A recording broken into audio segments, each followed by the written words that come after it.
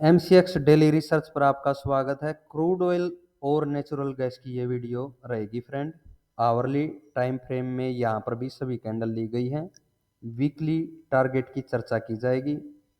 और जैसा देखिए पिछले वीक में आपको बताया गया था कि 5870 से देखिए पहला जो है इधर ही आया 80 के नीचे 5870 से, और 5800 की तरफ बोल दिया था हमने। 5830 के करीब जो प्राइस निकल कर आ रहा था कि इस जोन के बीच से आपको बाई साइड में अगर ये 6000 के ऊपर इस जोन के ऊपर संभलता है, जो संभला था कि गिरावट होगी तो इस जोन तक होगी, वापस से आपको बाई साइड के टारगेट देखने को मिलेंगे।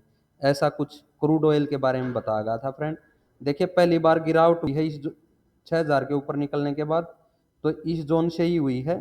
जैसा 5870 के करीब से 6000 के ऊपर वापस जाता है, नीचे निकलता है क्योंकि गैप डाउन हुआ था यहाँ पर, तो 6000 के प्राइस को यहाँ पर रिटेस्ट करता है। देखिए 6000 का ही प्राइस है फ्रेंड, इस जोन को रिटेस्ट करता है और 5830 की तरफ गिरता है, यानी 40 की तरफ फिर से गिरता है, और बाई साइड में अभी 4940 के ऊपर क्रूड ऑयल खड़ा है। तो क्या ये अप साइड में बढ़ेगा या सेल साइड में? देखिए फ्रेंड यहाँ से टारगेट तो बिल्कुल हमें बाई साइड के रखने चाहिए क्रूड ऑयल में। इन पॉइंट को, इन 3 पॉइंट की कैंडल को मिला लीजिए जो ये इस तरह से आ रही हैं नीचे की साइड में, ठीक है। इनको इस तरह से मार्क कीजिएगा और इसके ऊपर जैसे ही निकले आप बाई साइड में बढ़ सकते हैं और टारगेट रख सकते हैं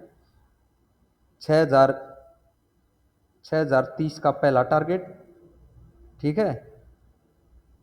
और मेरा मानना है ये 6150 6250 सभी टारगेट आपको देता हुआ दिखाई क्रूड ऑयल दे सकता है अगर ये यहाँ से अप साइड में बढ़ता है तो, ठीक।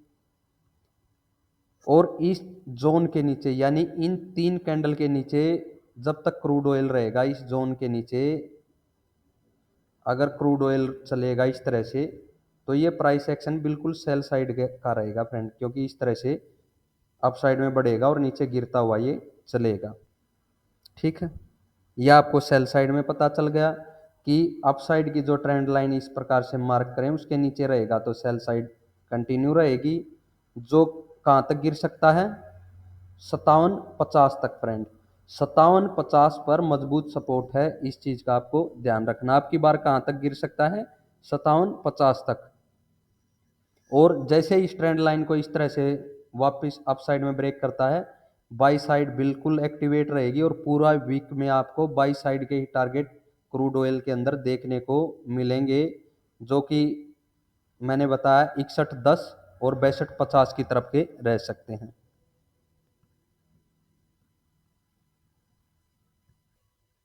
फ्रेंड ये नेचुरल गैस का चार्ट है, यहाँ पर भी आवरली टाइम फ्रेम के अंदर कैंडल ली गई है, ठीक है। और ये था 303 का जो ये आई लगाया हुआ, ये आई पर मैंने बोल दिया था फ्रेंड आपको कि जिस दिन ये ब्रेक होगा आप यहाँ से 100 पॉइंट की तेजी के लिए तैयार रहिएगा। और लगभग हमें कितने पॉइंट मिले हैं?